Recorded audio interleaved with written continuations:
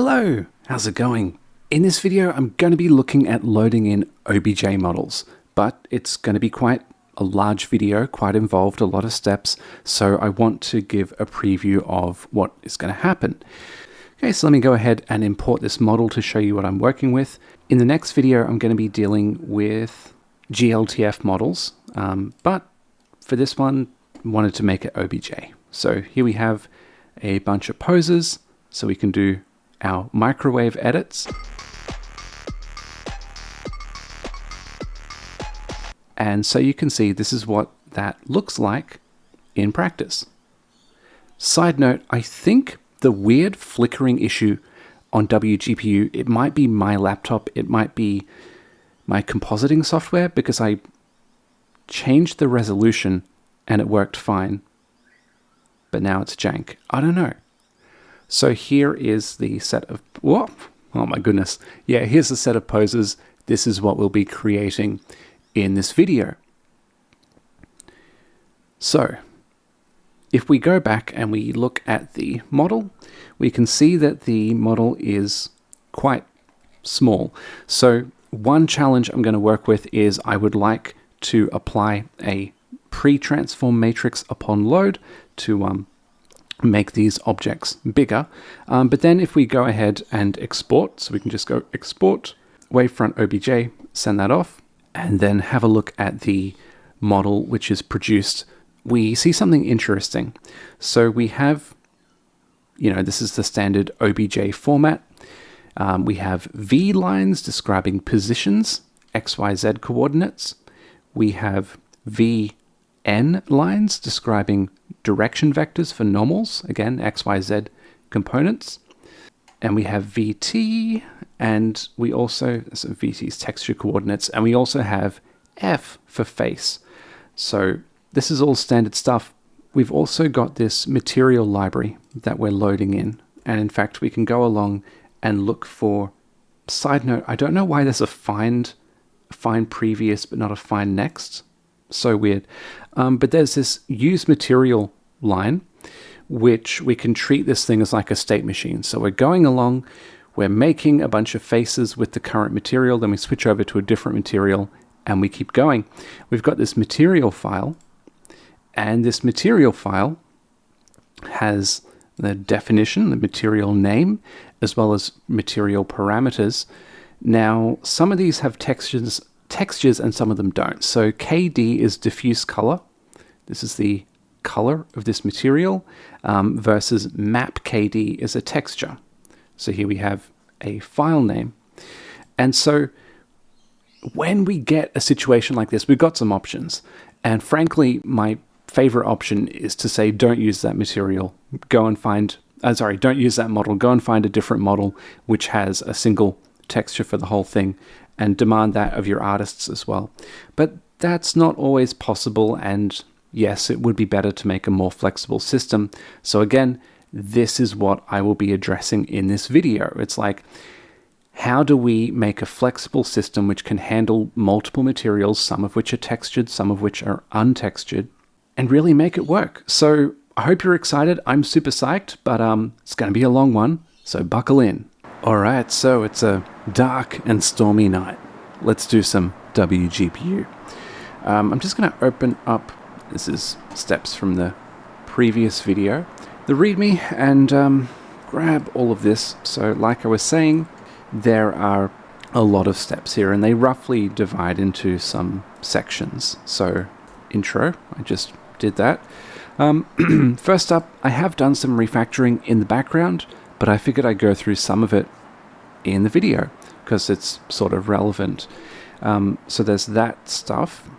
Secondly, when I open the OBJ file, the first thing I'm going to do is look through and basically get a description of the models. I'm not going to do any texture loading per se, but I am going to look through and get some info about the textures, because why not? Then I'm going to go through the traditional like VT, VN, mesh loading stuff, get that together in a buffer and all of that. Then I'm going to go back and load in those textures that I described during the material parsing stage, and I'll get the rendering connected up and working. And finally, I realized I haven't done depth testing yet, so I'm just going to sneak that in there so that the models look proper. So this might take a bit of time, and there's probably going to be a little bit of copy pasting, because if I were to talk through every single line, it would be a 5-hour video. So I'm going to strike the balance in the middle somewhere. But let's go through this one step at a time. So first up, I'm going to move the vertex and mesh definitions into a definitions module. Right. So if I go in and I have a look at the mesh builder, the mesh builder currently has these structs, which describe basically, what it looks like, meshes and vertices. Now, it would be useful to have a central point for all of my definitions. With Rust, it's not such a big deal because it's not like a C header, like I don't need to include the whole thing or none at all. But, hey, old habits die hard. So I'll just make a new file. I'll call it definitions, and I will grab these definitions here and paste them over. Then, of course, I'll go in and declare the module, and I'll make sure that the mesh builder, what's going on here? I will make sure that the mesh builder has access to those definitions.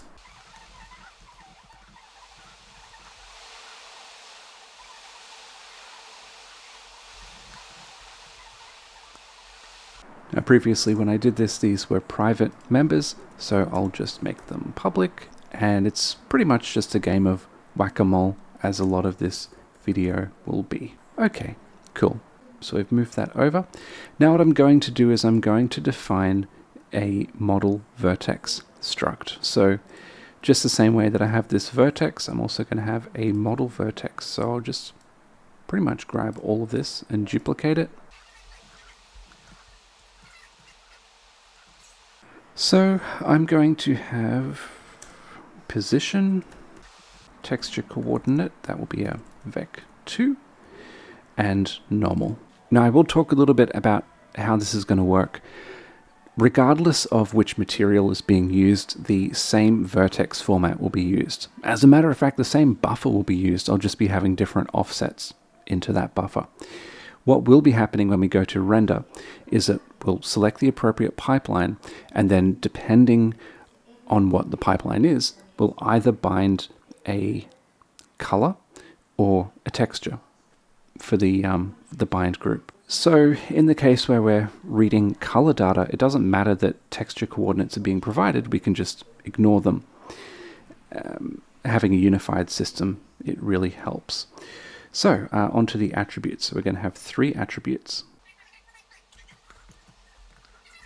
And yeah, it's pretty much what we can see here. So position, vec3, texture coordinate, vec2, and then normal, vec3. Yeah, this all looks fine. Okay, all right, so just going to have to go back and use the definitions module.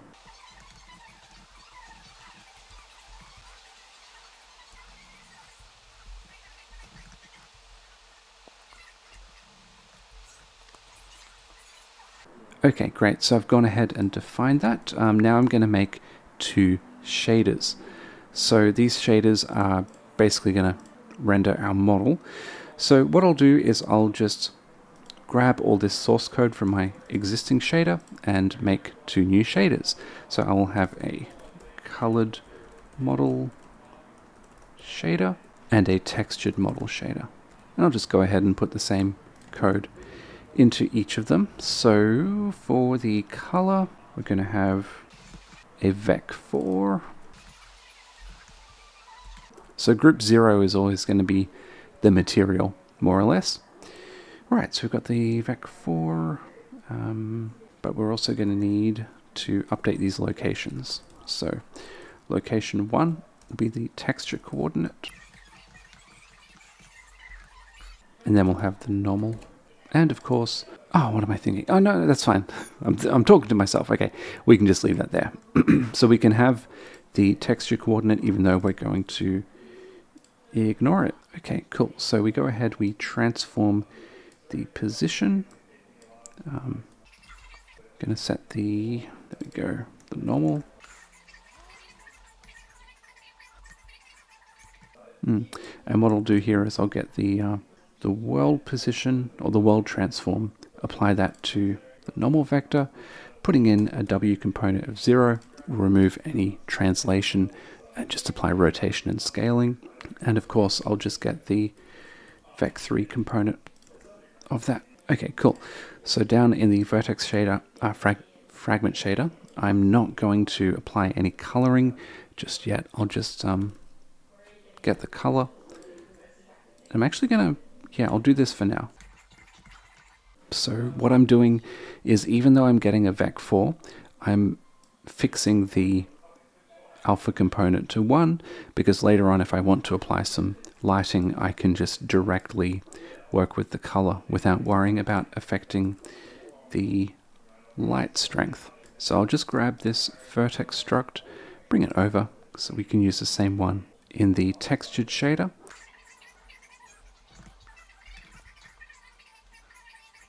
And I'm going to take the same transformation that I applied here for the normal and apply that here. Okay. Texture coordinate, really it can be a no-op. And then here's what I'll do. I will go ahead and sample from the texture. And then I will do something very similar to what I did in the colored shader. So I'll pass through and the alpha separately. So if I want to tint or anything like that, I can apply that directly on the vec3. See, sometimes when I record this, I get a little nervous speaking and typing at the same time. So I have to pause for like 30 seconds and double second guess everything that I wrote. But that's a bit silly because if I run the thing, I'll find the error anyway. So it's all good. Okay, so we've done that. So now I'm going to make this program a little more general, because if I go to my renderer struct, you'll see that I've got a thing for a single pipeline and like a single mesh, a single material. Every one of those has their own field. This is a bit much. So I'm going to try to compress things a little bit. And part of that is hash maps and part of that is enums. So I'm going to go to definitions and I'm going to define what I'll call some binding scopes. And these will be used later on to look up bind group layouts and things like that. So I'll have a public enum called a bind scope, and the versions there are going to be color, texture, and UBO, something like that. Now this is something which is a little frustrating when I was working on it, because I would have really liked to have one bind scope like material which could handle both of these, but it was just going to be a little more complicated than it was worth at this point in time to make that. Okay, so renderer has a hash map associating bind groups with bind group layouts.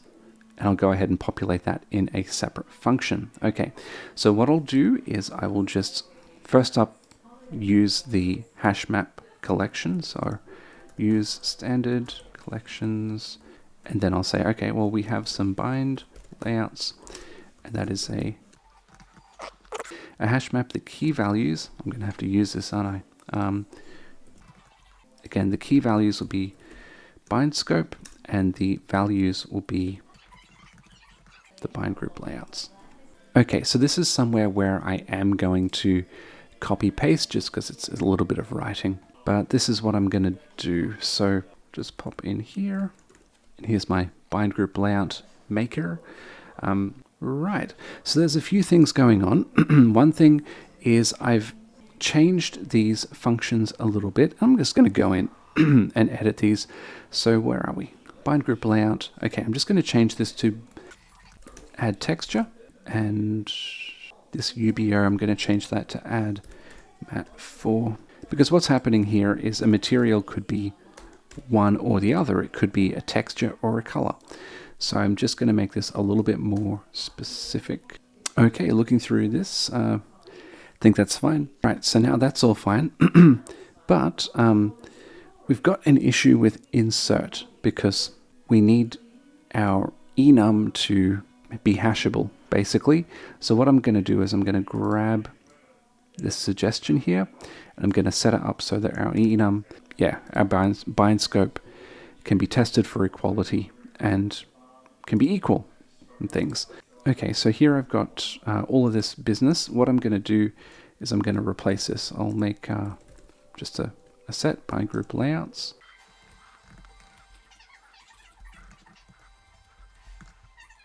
And what I can do is I can get rid of this code here where those original bind group layouts were being. So now we're going to have some fun. Let me just be 1 second.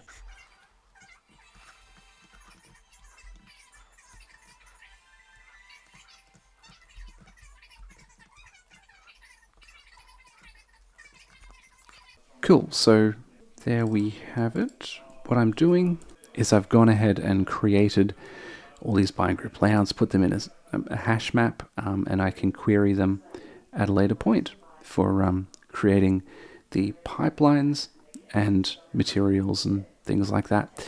So I can go ahead and put this in.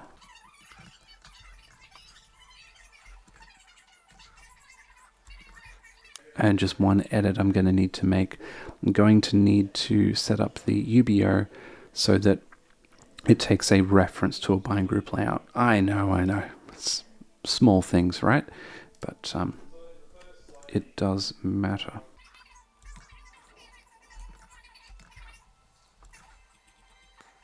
Okay, and now I'll just go down here to where I'm building the UBO for each of those objects, and I'll read that bind group layout back. So I'll say, all right, let's borrow our bind group layouts associated with the UBO bind scope. Okay, so that was a bit of a reasonable edit there. So what I'm going to do is just go back and run this and check that it's still working. Okay, that seems to be working reasonably. Okay, now we're going to do pretty much the same thing with pipeline types. So I can go back to my definitions, grab the bind scope, make a copy of it, and this will be pipeline type. Okay, that's looking good. Then I will go to my renderer and say, alrighty, well now, oh my goodness. Yeah, now instead of having a render pipeline, you're going to have a hash map.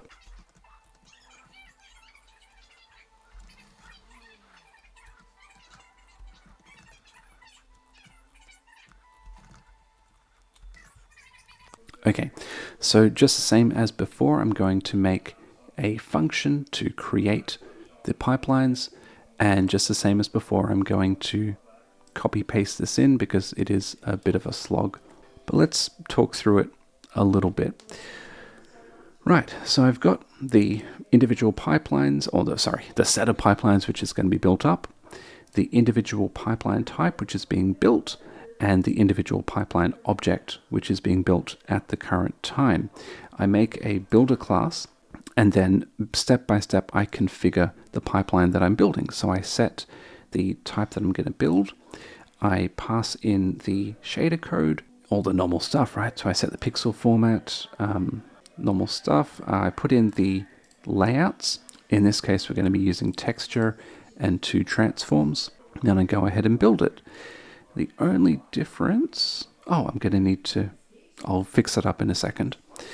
But the only difference here is I'm going to set in different shader code and slightly different pipeline bind group layouts. But yeah, there we have it. So we're just going through, we're building 3 pipelines one at a time, and then at the end we're returning that hash map back. So I'm going to need to use the model vertex, and I'm going to need to make those pipelines. Where are we? Let's go ahead and construct them here. Yeah, I think that's fine. So we can just go ahead, pass that in, and that's fine. We just got an error right down the bottom where we're using that pipeline. So no problem, we'll just use the simple pipeline. There we go. Okay, awesome. All right, so on to the next bit, and now we're going to enter a special circle of hell called strings in Rust. Anyway, so what I want to do now is I want to basically look through the model file and get some metadata about the materials, but we've got a few stages. So the first thing I'm going to want to do is make a string split function. Now I'm going to make this out in the common area because, well, other bits of my code may want to use it. So I'll go ahead and make a new module named utility, and I'll have some string functions in here. Currently only one, but maybe more later. I'll go ahead and declare the module. And yeah, let's make that function. So pretty standard stuff. It's a public function named split. We'll take in a string that we want to split, and we'll have a token to split around. We will go ahead and return a vector of strings. And if you're wondering why I'm using the string class rather than the string primitive, it's basically for ownership reasons. Like I said, strings in Rust are a little bit weird. But basically, I'm going to have a bunch of words which get returned at the end. I hope that works. The Rust analyzer. Anyway, we'll find out. So what I'll do is I'll basically split the line. So if I go line split around the token, it's probably because this isn't being included in anything. Well, anyway, I'll fix this up in a second, but this basically creates an iterator object which we can then look through. So we can say for a word in iterator, we'll go and push that in.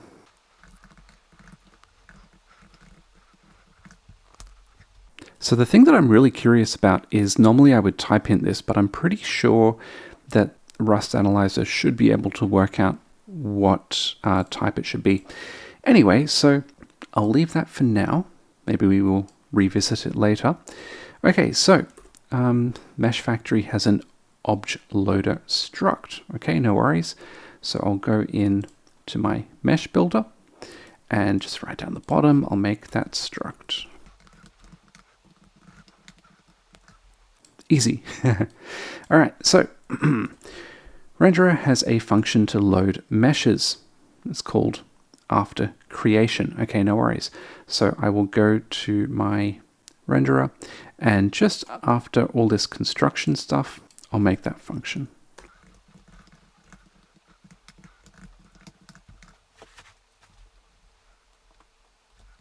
Alrighty, material is now texture. Yep, okay, no worries. Not all of these to-do items are super strenuous.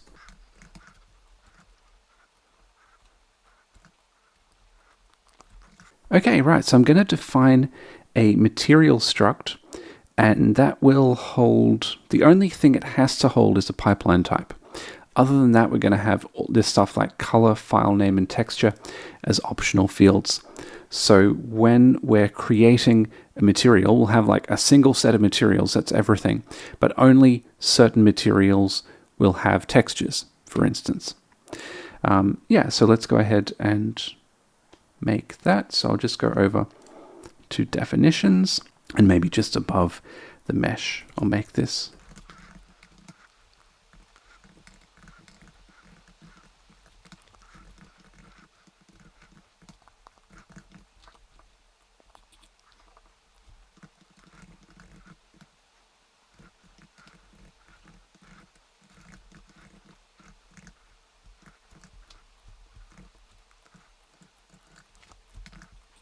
Okay, so I'll just go in and use the texture module.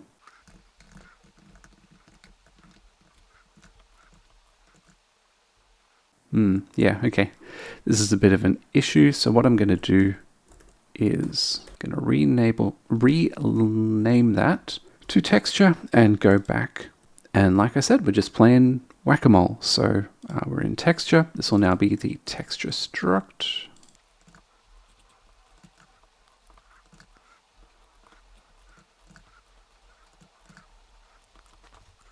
Okay, that's fine. Right, back to it. So I'm going to make a constructor for this material.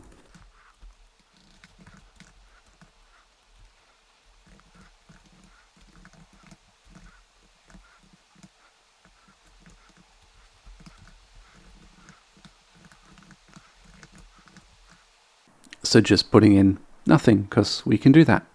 This will be filled in later. Alrighty. So renderer has a vector of materials.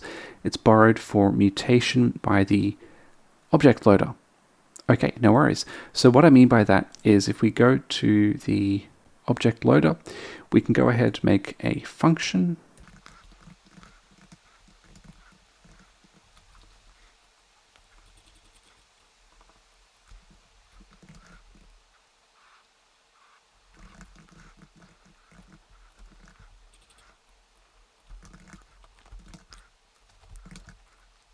Yeah, pretty much like that. Also going to need file name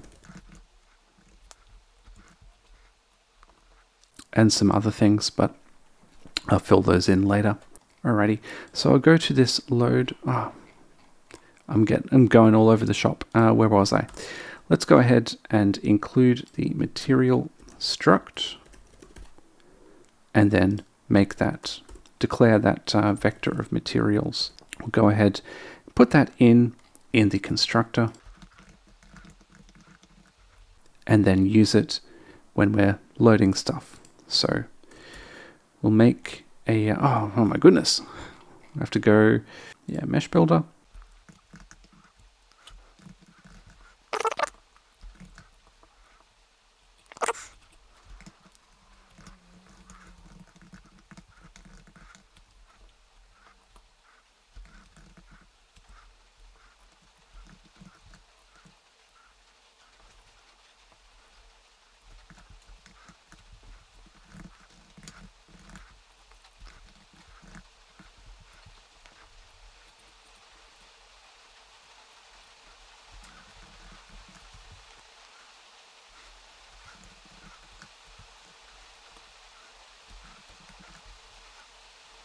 Okay, something like that.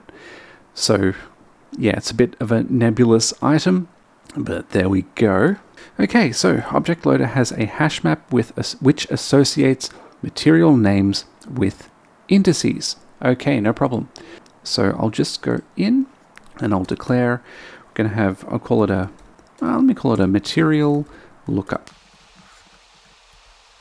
And this will associate, we'll go string is my key values, and the indices of those materials within the vector. Okay. Now at this point I am going to need a constructor.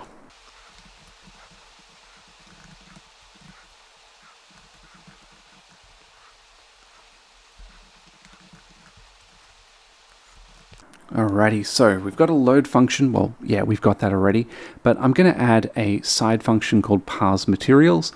That's what this will do. It'll look through a file and state whether a material is textured or colored. So I'll just go in and I'll make this function.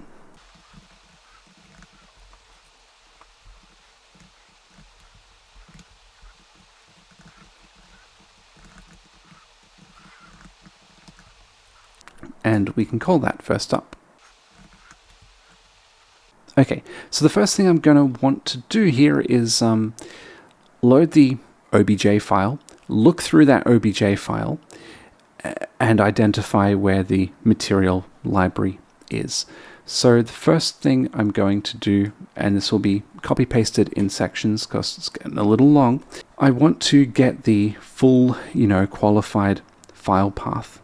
And to do this, I'm going to need to do the same thing that I did in the shaders. So if I go over to pipeline, I used a few things. I used the file system and the current directory module. So I'll just go and grab those. Okay, so what this will basically do is get the current directory that we're running in, pop into models, and then our poses.obj, that part of the file name, and then put all of that together in an OS-friendly string. So this is just building the file name. So the next thing I'm going to do is read the contents of the file. So luckily, file system has this function here, which just reads everything to a string. And the next thing I'm going to want to do is split that around the new line. So I have a vector of strings where every string in that vector is a line of the file.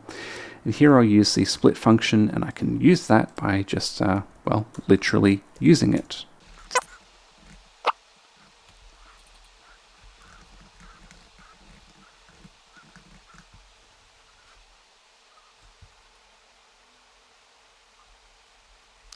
Whoops, my bad. I put the utility folder inside the renderer.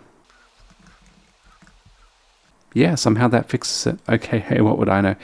Alrighty. Oh yeah, wrong vec. I mean, I'm not fazed by it. These days when I see passive aggression in Rust, I'm like, okay, that's how it goes.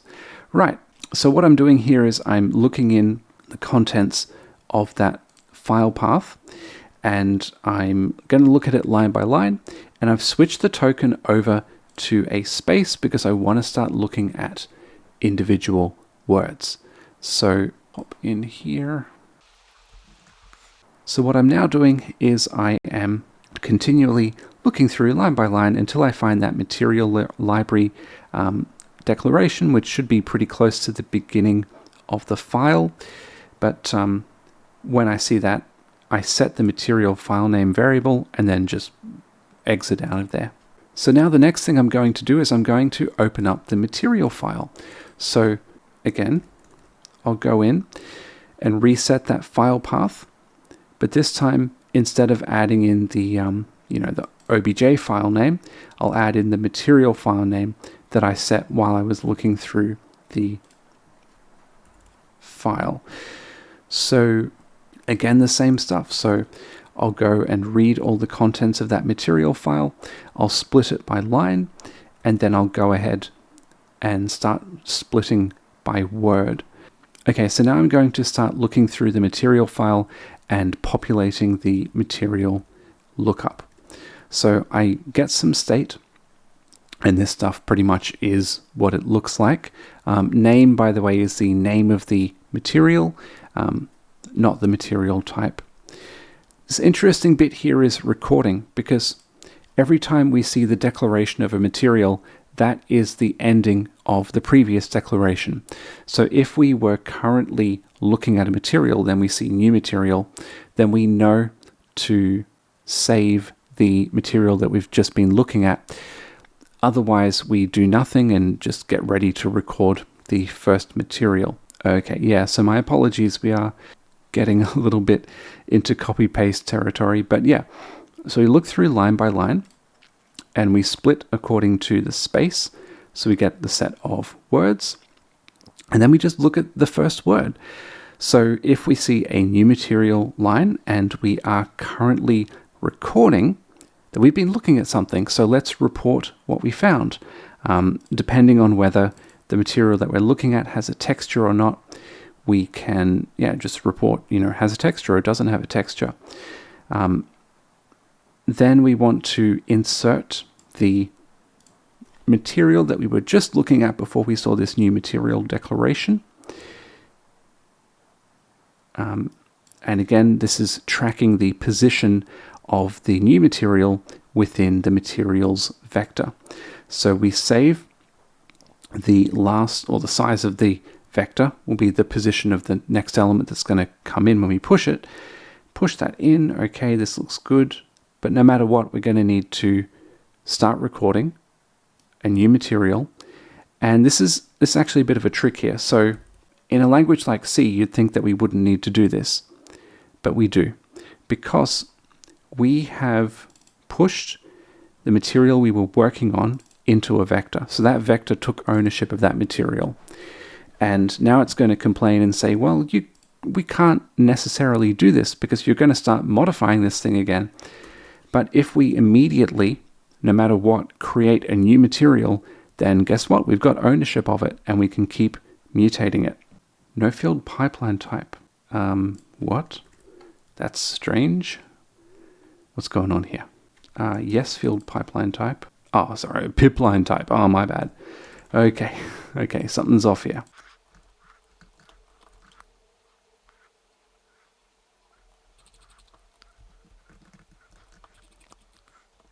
Okay, cool. So in the situation that we see a texture file name definition, then we can say, right, we know this thing that we're working on right now has a texture, and we can set the pipeline type as well as going ahead and grabbing the file name, putting it in there. In the situation where we see a color, we say, okay, well, now we know this thing doesn't have a texture. And similarly, we can extract the RGB components of the color. They'll just be the words after KD, and go ahead and construct a vec4 to store that. If we see anything else, we can just ignore it. So this is all well and good, but we need to also handle the case where we get to the end and whatever the last thing we were working on, we'll need to store that. So similarly, we'll go through the process of pushing this on. What's going on here? Okay, so I'll be honest, I don't know what the issue was here. I copy-pasted from my finished solution, which as far as I could tell was the exact same code, and the errors went away. I don't know what's going on. But let's go and have a look at this. So I'll go to my main function, and right here, sort of after I've built everything, I'll get my state and tell my state, my renderer, to load its asset. So hopefully, if this is working, we should see a bunch of statements coming up, or a bunch of errors, who knows. Okay, so we've gone through here, we've looked, and we've got some messages, and we can verify this by going in to the material file, and yeah, so blend 6, it says, is colored, and I agree with that because I can't see a material file name. Lambert 1 is textured. I go in there, yep, okay, there's a texture file name there. Yeah, so this all seems pretty above board, and it's important to check that we've got all the materials. So we've got blend 6, Lambert 1, Lambert 14, Lambert 15, and Lambert 8. Awesome. So we've got all of them. So what do we have here? We have a load function, looks through and states whether a material is textured or colored. Awesome. Yep, we are indeed recording all this information. The file name, color, all of that. Yeah, I mean, we're doing all of this. So yeah, happy with that. And we are done with material parsing. Okay, so on to loading meshes. This is the standard stuff of actually looking through the OBJ file and getting the contents. So to start with, I'm going to define a submesh struct, which basically will have, you know, it's a partition of the actual mesh. So we'll have the first index, index count, and the material index, i.e. all the data we would need to draw this thing. So I'll just go over to my definitions, make the submesh, and like I said, we'll have first index, index count, and material ID. So in practice, these can, well, in theory, these can all just be integers, but in practice, there are certain sorts which will make it a little bit easier. So because material ID is being used to index into a vector, usually the native type for that is usize, so we'll use that. Index count, I don't think it particularly matters, so we can just go u32, and then first index in the draw indexed call, that actually should be an integer, so i32.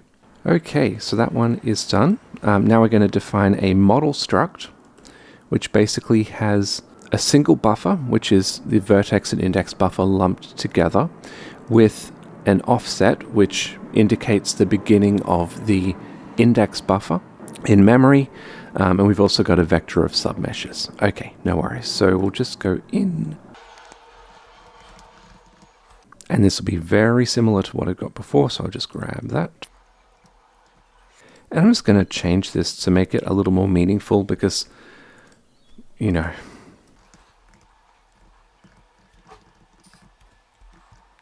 And yeah, there we have it. So that is the struct that we'll be populating, and it's also the struct that we will be using when we go to render this thing. Okay, so the next thing is I'm going to give a bit more state to my object loader. So as we look through the file, we're going to populate these sets of VTs, VNs, as well as we're going to boil all of that down to some simple lists, and we're going to use a history to keep track of repeated vertices, basically.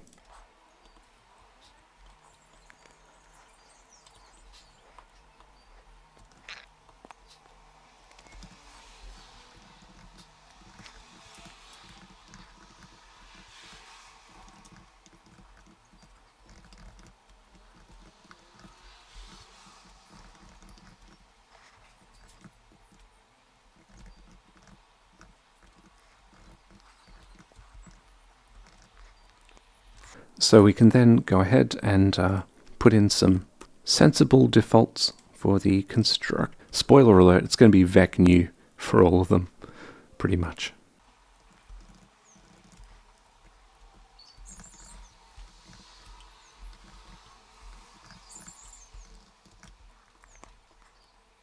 Okay, so if we're, initializing this stuff and then filling it up as we look through the file, would be really good if we had a function to clear everything out. So that's the next thing I'll do. Yeah, go in here.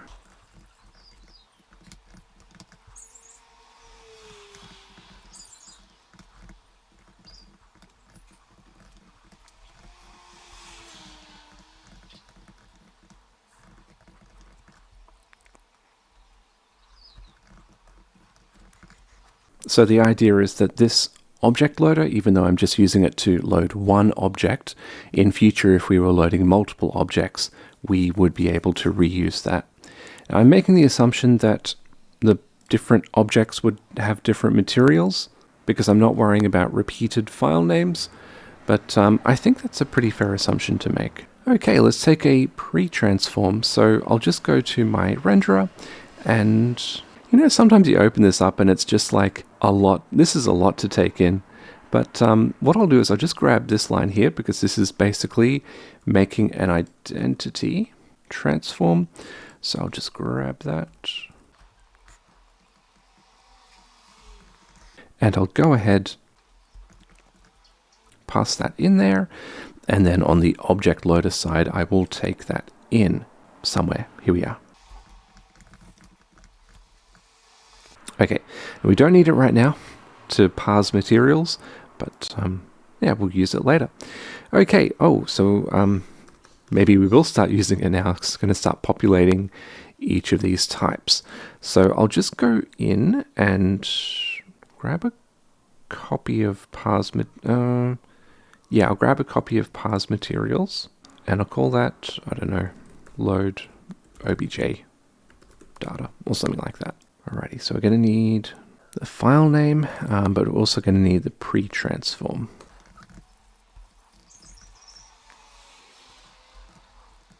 So we'll do that here after parsing the materials. Okay, looks good.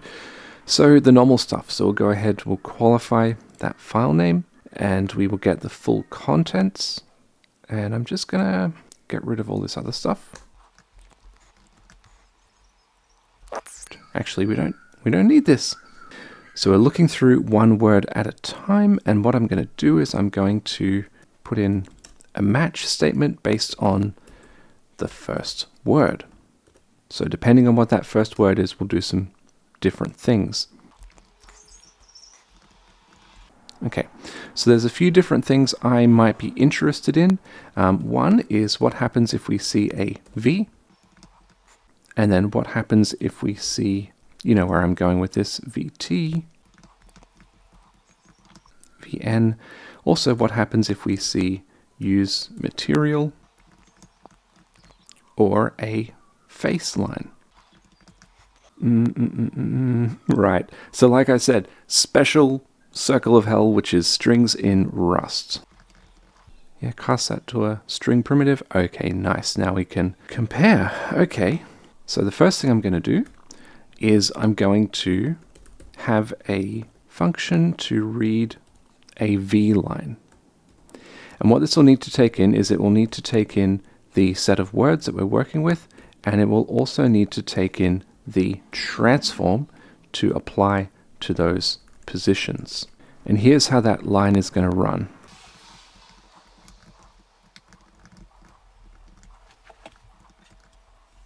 First thing I'm going to do is, what? Why is this complaining? What do you mean? So first thing I'm going to do is I'm going to get the X, Y, Z components and convert them. So if we pop in, like we've got here, we'll have V followed by X, Y, Z. This will be words 0, words 1, words 2, words 3. So I'm going to get words 1, that will be the X component.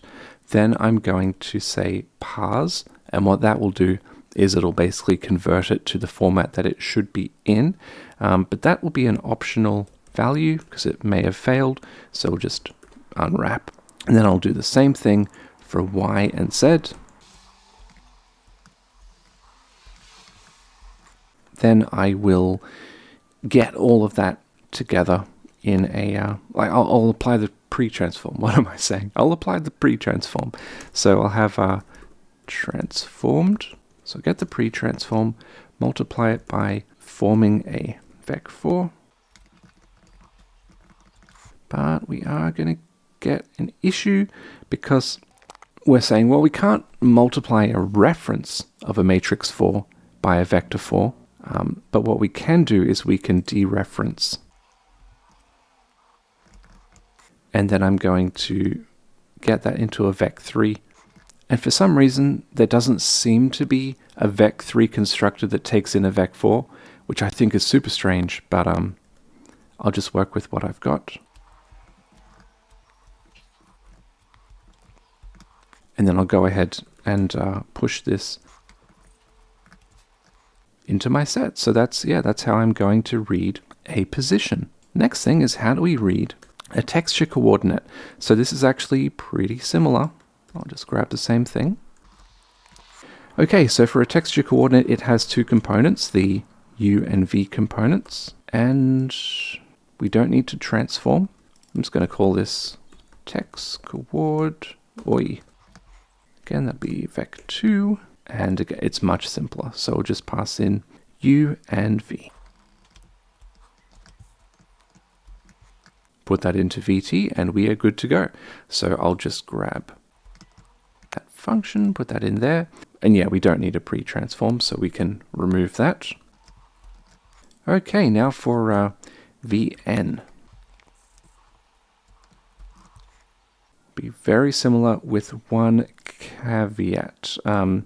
First up, we're going to have no translation, just rotation. And then secondly, after we form the normal vector, what I want to do is I want to normalize it. So go glm normalize, because here's the deal. When we loaded this model in initially, it was quite small. So I'm thinking the pre-transform we're going to apply is to scale the object up. But if we apply a scaling operation to the normals, believe it or not, will get scaled. So I want to just account for that by shrinking them down so they are, again, normal size. But yeah, so we'll just go ahead and just change this to normal. It is a little bit of whack-a-mole at times, stamping papers basically. Okay, so that's VVT, VN, that's all done. Okay, right, so Object Loader has a submesh which is being recorded, and upon seeing a new material, that should be used material, shouldn't it? Anyway, the current submesh is pushed to a vector of submeshes owned by the load function. Okay, so there's a few things going on here. Let's just go.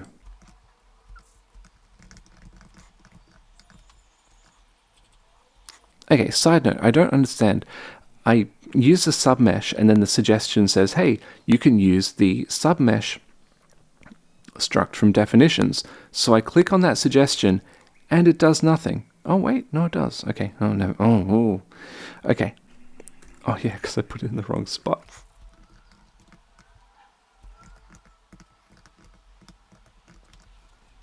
Okay, cool. So we've got a current submesh which is being recorded, and we can of course reset that. And when we go to load this stuff, we can have a vector of submeshes.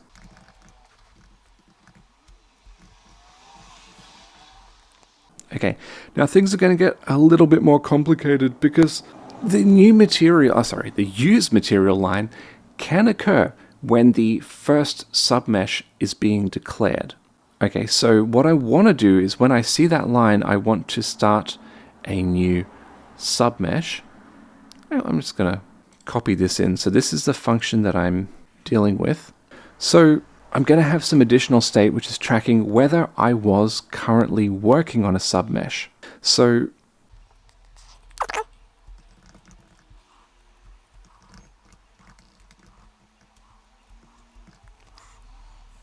all right, so I've got this recording variable, and when we go in and start a new model, well, we haven't really seen any submeshes yet, so we'll set that to false.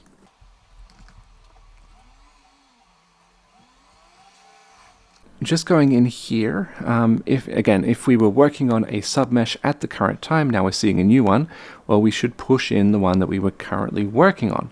Now this is giving us an error, and it's saying, hey, we need to implement the clone trait so that we can take copies of this thing and, you know, push them into other containers and stuff. So no worries, I'll just go over to definitions and then the submesh, and then I will derive, I'll go derive, clone, and copy. So now I can push this stuff in. Cool. Okay, so what I'll then do is I'll set up the first index for the next submesh which we're about to start recording, and that will basically be the end of the indices. So we'll have, if we take the mesh we were just recording, its end will be its first index plus however many indices it recorded. We can take that and we can set that in as the first index for the next submesh. So we're just nudging the submeshes along, and then we'll reset the index count to 0. And no matter what, even if we're seeing the first submesh, the material should be defined because we're saying use material. So we will get the material name from use material, put that into the material lookup in order to get the index of that material in the materials vector. And then of course we'll say, yep, now we're definitely working on a submesh. Okay, so now that we've written that function, we can go up and, if we see that line, we can do it. We can, start the new submesh. Okay, so I'm not sure if this comes through on the recording, but the microphone's making a lot of crackling sounds. I don't know. Right, so Object Loader can handle F lines, triangulating indices from an edge table. So, what I'm going to do is I'm going to make a new function. I'll call it readF.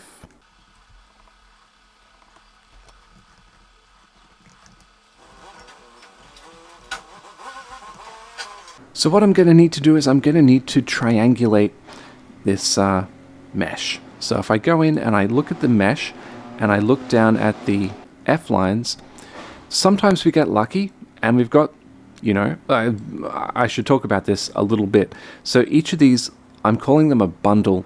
It's 3 numbers. And these correspond to indices within the V, VT, and VN sets.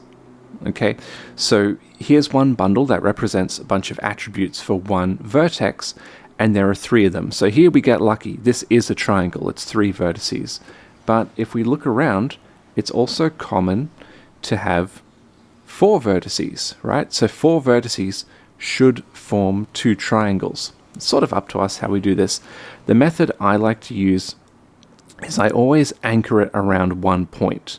So if I've got, I'll get rid of this in a second, but if I've got the vertices 0, 1, 2, and 3, I want to take in the vertices 0, 1, 2, form one triangle with that, and then take in the vertices 0, 2, 3, and form a second triangle.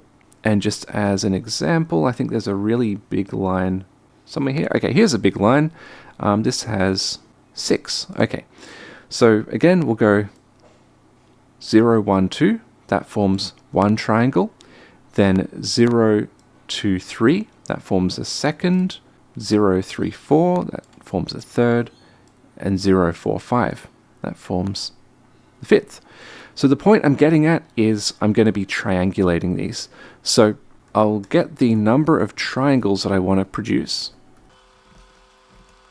And that will be, if we go the number of words minus 3. So the reasoning there is that words also includes the letter face, the letter F. So if I've got F plus 3 vertices, that'll be 4, and then 4 minus 3 is 1, and then every single point that we add on after that will be adding on a new triangle. So I'll just declare, actually this one is a bit of a slog, so I will copy paste this one. But anyway, we've got a read vertex function, and I'll talk about this in a second. But what I want to do is I want to be looping through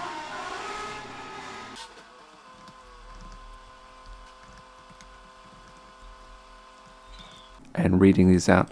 So words 1 will be the anchor point, and what I want to do is I want the other points to be slowly moving along. Okay, now as for this read vertex function, so this bit that I've commented out is how this should be working, and I've done this in other languages and it works perfectly fine. Just for some reason it's failing in Rust. But what I want to do is I want to take that bundle, which is the string, and that string is going to say, you know, like a bunch of numbers with slashes. And if the string has been seen before, then we've got a repeated vertex, and we don't need to stick it into the set of vertices. We just need to put in, look it up basically in the history. But here's what I would do if I was seeing a new vertex for the first time. I would first up clone the bundle and then stick in the last position within the vertex set. Then I would go ahead, split this out to get the actual indices within the VVT VN. Subtract 1 because it's 1 based indexing, even though arrays are 0 based indexing. And then look up the appropriate, data, form a new vertex, put it into the set. Now, this is the temporary fix. Again, I don't know why hash maps aren't working properly beyond a certain size. It seems to be, I really don't know. But this is basically assuming that every single vertex I'm seeing is unique. And so it's a bit dodgy, but it does work. And again, it's pretty much doing the same stuff as before. It's just ignoring the history, not even checking, not putting anything in. But yeah, there we have it. So read vertex, read F. So if we see this F line, then we'll go ahead and read it. So where are we? Can handle F lines. Yep, we can read individual corners. Right, upon reaching end of file, the object loader finalizes its current recording object. Okay, so I'll just go down here after the loops. So let's say we get down to the end and we're currently recording an object. Well, then what we'll do is push the current submesh into the set. Okay, so far so good. So the last bit here is I'm going to have a function to finalize the model. And what that'll do is it will look through the vertex data and index data, boil that down into a single buffer, and do some other stuff. So I am going to copy paste this, but I'll talk through it. So Oh yeah, we should have get model struct there. Alrighty, cool. So we've got this finalized function. It will use all the data that we've been populating and then create a model struct. So first up, we want to get the vertex data and index data and form that into a slice of bytes, basically. Now, originally I had this any as U8 slice, but there's a problem with this function. And the problem is that what this does is it tries to get the exact data, the exact object that's been given to it, which is not going to work with a vector, because a vector is a container around an array, a container around a pointer to some other data somewhere in memory. And so let's say, for instance, we've got a vector which has like 1,000 floats in it or something. If I run this through the any as U8 slice, it will say, okay, well, how big is the vector class? The vector class is like, I don't know, 24 bytes or something, because it's just a pointer. And then it creates a slice to that exact like 24 bytes rather than to the underlying data, if that makes sense. So here's what I've done to get around that. I've modified this function to have vec as U8 slice, and rather than this p object directly being an instance of t, it's a reference to a vector of t's. And so we need the data.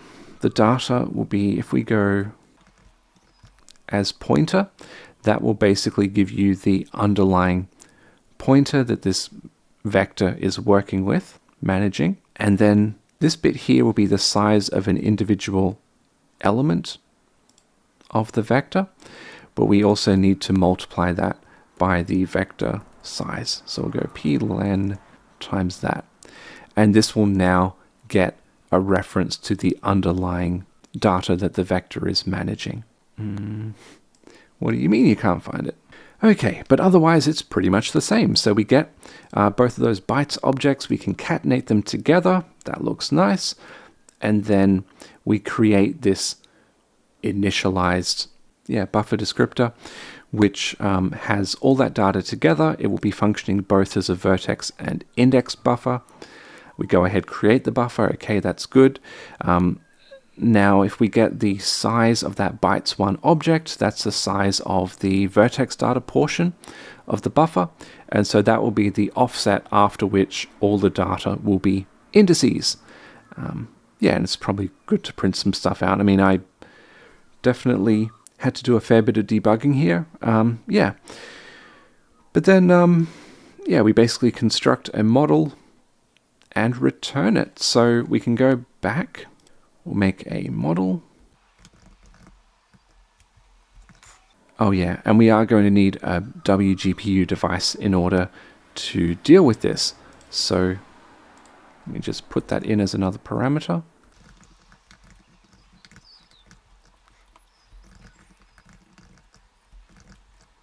And of course, make sure that the renderer is feeding that through, but that's fine, nothing particularly bothersome here. Okay, great. So we've made this model. Now this is a mutable object because we're going to need to change its submeshes. So just set the submeshes to the set of submeshes that we were currently working on. Then we'll go ahead, reset our state if we need to load more objects, and we'll go ahead and return the model. So yeah, this is meant to return a model, which we are doing here. And then similarly, this is meant to return a model as well, and we can do that. Okay, so that is it for loading the model. Okay, so we are getting there. The next thing I want to do is I want to deal with textures. So first up, our renderer is going to have a vector of models, which is populated when we load the assets. So I'll just go up and say, where are we? All right, let's make models, and we'll include the model struct just like that. Now in the initializer, we'll go ahead and put in a blank vector. Looks good. And then when we load the assets, what I'll do is I'll say, yep, push in that model. Okay, so that should be fine. Okay, so next bit here, if we have a look at the texture struct, currently we've just got a bind group, and that's probably, if that's the only field that our texture has, then we can probably just not use it, which, spoiler alert, I will actually use textures later, but right now, not. Okay, cool, so now I'm just gonna pop through and address some of these issues. Yeah, we probably don't need that.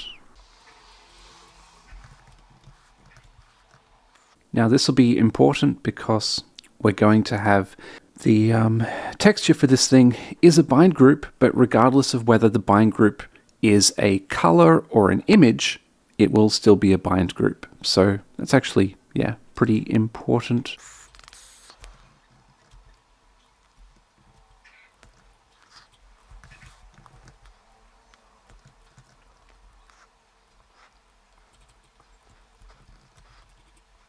I'll leave this for now, actually, because, yeah, actually, I'm just going to keep going, and then I'll fix all the errors at the end, because some of this will get redone. Okay, so we're using bind groups. Okay, oop, did I miss something? All right, we have a new texture and a new color function. So I'll just go in here. I've got this new function. I'll just go new texture.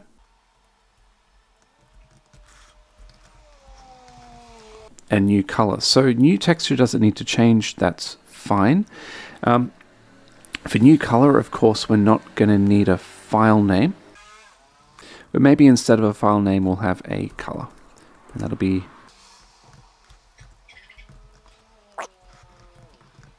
okay. Again, we're not going to need a queue because we're just using the initialized buffer macro. So in addition to all of this, I'm going to use the WGPU device extended functions in order to create an initialized. Oh, and I'm also going to need the any as U8 slice. Alrighty, so just pasted it in. Here we've got it. So just the same as before, we'll get the color as a U8 slice, and then we will create basically a buffer which will be used as a uniform binding. Go ahead, create that, and then create a bind group to refer to that buffer and return it. So now I'm going to go and address those issues. So just so new terminal, what's going on here? Alrighty, so this will be, yep, use both of those.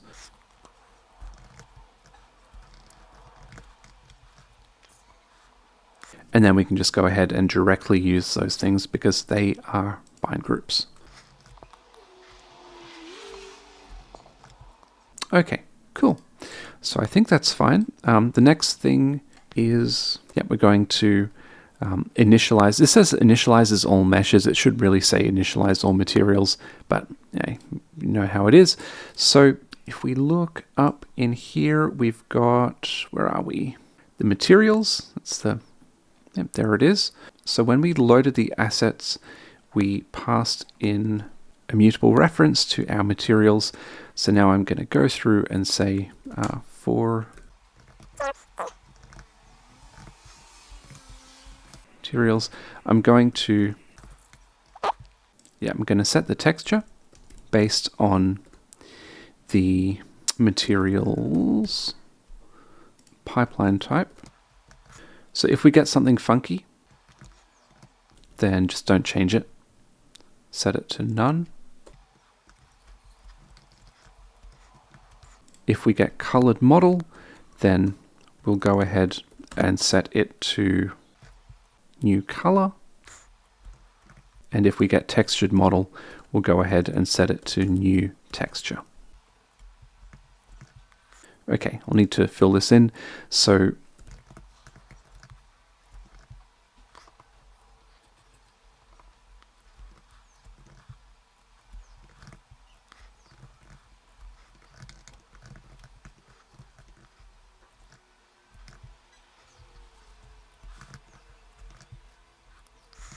Okay, and this is, yeah, a bit unwieldy, so I'll just flick it over. Looks pretty good. And then likewise for the texture.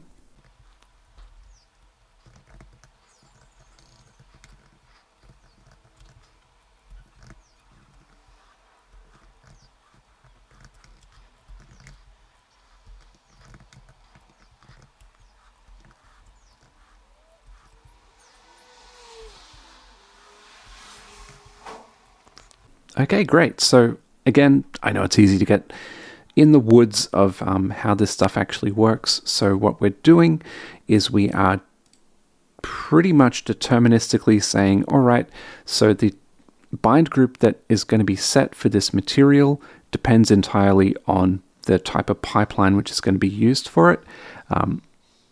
If we got something funky, then nothing basically.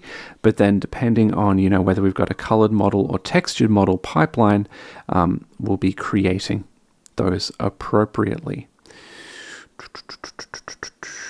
Yep, just double checking. Cool. So again, it's like we load one model, but one model can have a whole bunch of different materials. So then we need to initialize all of those materials that we've loaded. Okay, so we're going to get to the rendering stuff now, but just before we do that, I realized I'm going to need to go back and change these file names. So currently, I guess this was the location on the original modeler's computer. I'm just going to change this to match my location.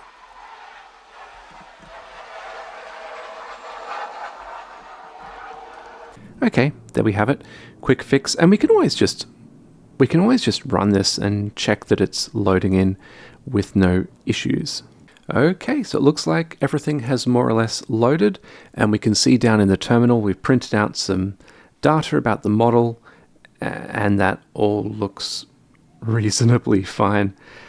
This is hell, by the way, just having no, like, all vertices is an index. It's a nightmare. Don't do this ever, but I had to do it to get the thing working. So render the model. So I'm just going to go in and make a render model function. So just down here, update surface, that's all fine. Just after I update all this other stuff, I'll have a render model function.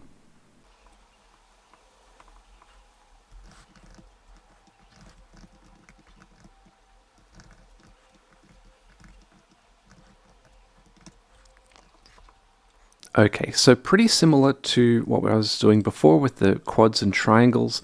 I'm first up going to need to bind the vertex and index buffer of the model that I'm about to render. After that, I will set in a transformation for the model, and that's given, well, I'm just going to cheat for now. I'm just going to use basically one of my bind groups. I think this is the transformation on the quad. So we'll just have the model like stationary at the quad's position. And then I'm going to start rendering each of the submeshes. So go submesh in there. We're going to need to set the pipeline. So to do that, I'll get the appropriate material. So I'll say, all right, I will have material, and that will be, if we go our materials, and then the index for that will be the submesh's material ID. So we'll grab that. Then we'll get the render pass, set the pipeline to basically, again, we'll go look into our render pipelines, and we'll fetch that based on the materials pipeline type. And then I will bind the material, the actual texture. So I'll set bind group. These are all bind group 0, index 0. And the bind group that I'm going to set is go material.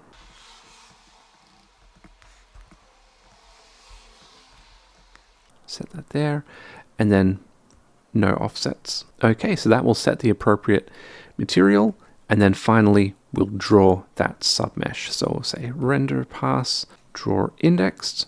Then for the indices, we'll go from 0 up to the index count. For the base vertex, we'll go submeshes, first index, and then the instances, well, we're not really doing instance rendering, so just 0 to 1. Okay, so there we have it. That's our render model function. We can go in and just after rendering everything else, we'll render our model. Okay, so moment of truth. Let's see how this looks.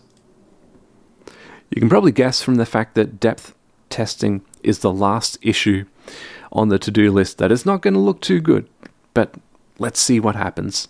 Okay, so we come in here, we've loaded everything, and now we can see that we have, in fact, got the models. They look, yeah, well, we'll address this later. They are a little small.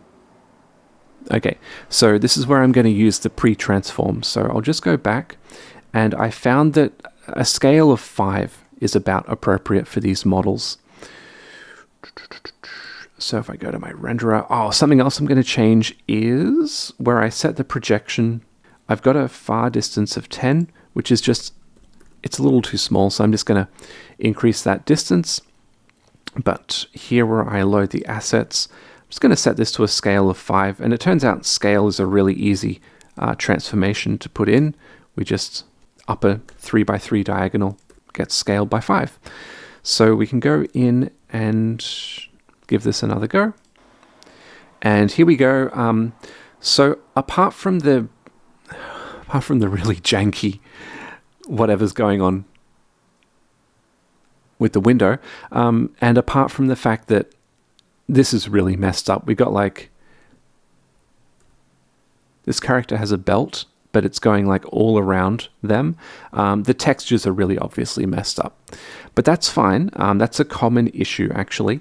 So what I'll do is I'll just go into the mesh builder, and down here where I read the VT, I will just correct for that by flipping around the vertical component, and things still look messed up, but at least the texture is roughly correct. So in a second, I'll go and do the depth testing, which will fix this properly. But while I'm here, I'm just going to work on the directional lighting. So I'll just go back and go into my shader code, and I'll paste this in. So basically, I'm going to declare a some sun direction, and I think for this to really look the same, I'm going to get the model in view space. Actually, I changed my mind. I'm just going to work this out on the fly. We'll improv it. I like it in world space. So I've got the sun direction, and I'm going to take the dot product of the normal and the sun direction, and then I can get that light strength and use it to attenuate the color. And then I'll go ahead and I'll do the same thing for the textured shader. Okay, so I'll go back and have a look at that. And yep, there we have it.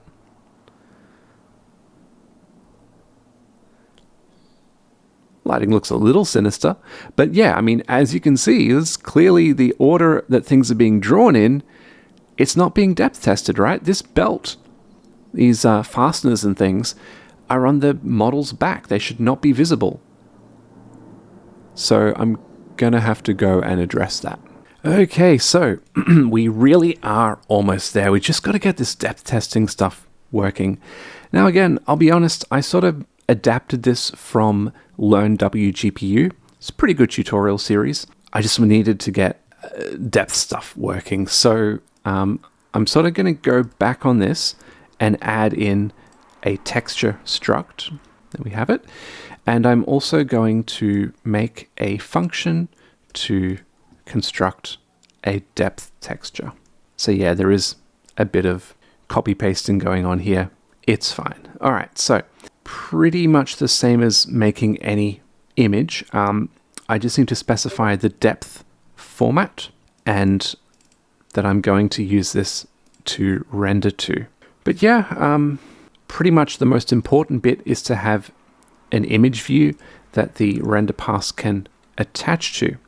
So the next step here is that the renderer has a depth texture. So I can just go back to my renderer and say, alrighty, we have first up we should use the following.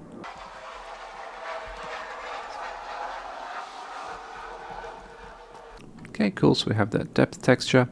When we go and create a new object, just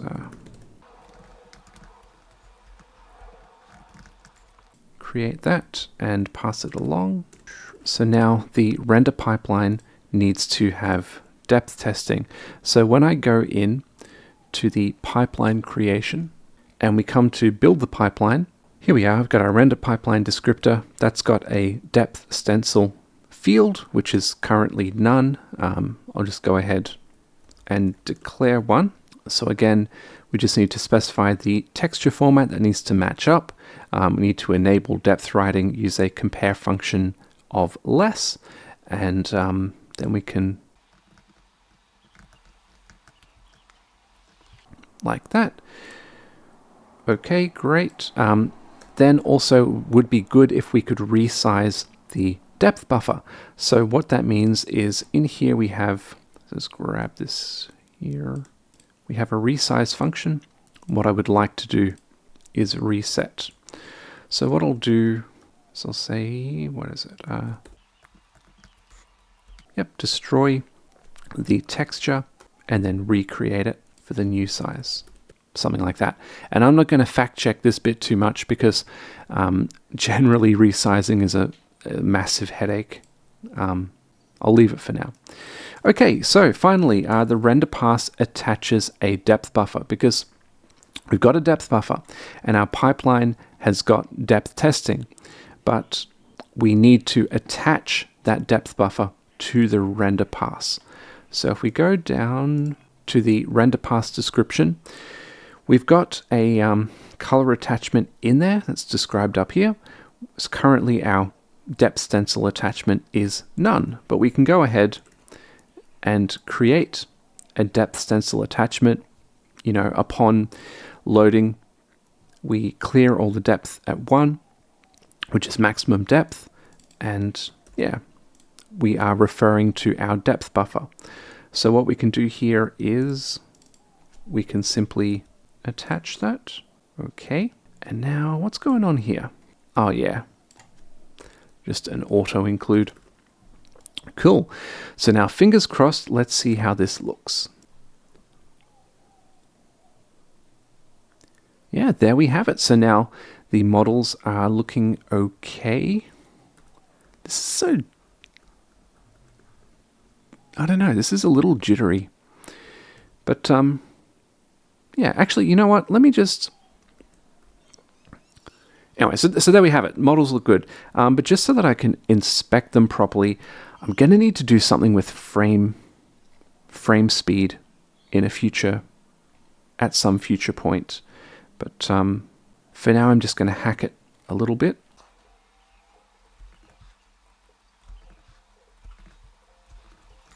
I just want to move a little more smoothly.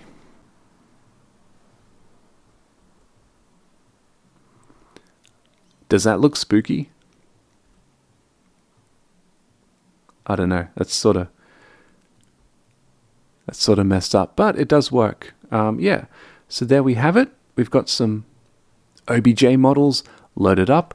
These models are using multiple materials, some of them textured, some of them untextured, and we have a nice system. So I hope you enjoyed this video. I know it was quite long, but we got there in the end. And like I said, in the next video, I'm going to have a look at GLTF models. Now there are two types of GLTF models, those with animation, those without. I'm going to start with the static models, and then I will look at animated models. But I hope you had fun, hope you enjoyed this. At least, you know, looking at the graphics is pretty cool. And I will see you again soon. All right, have a good one. Bye.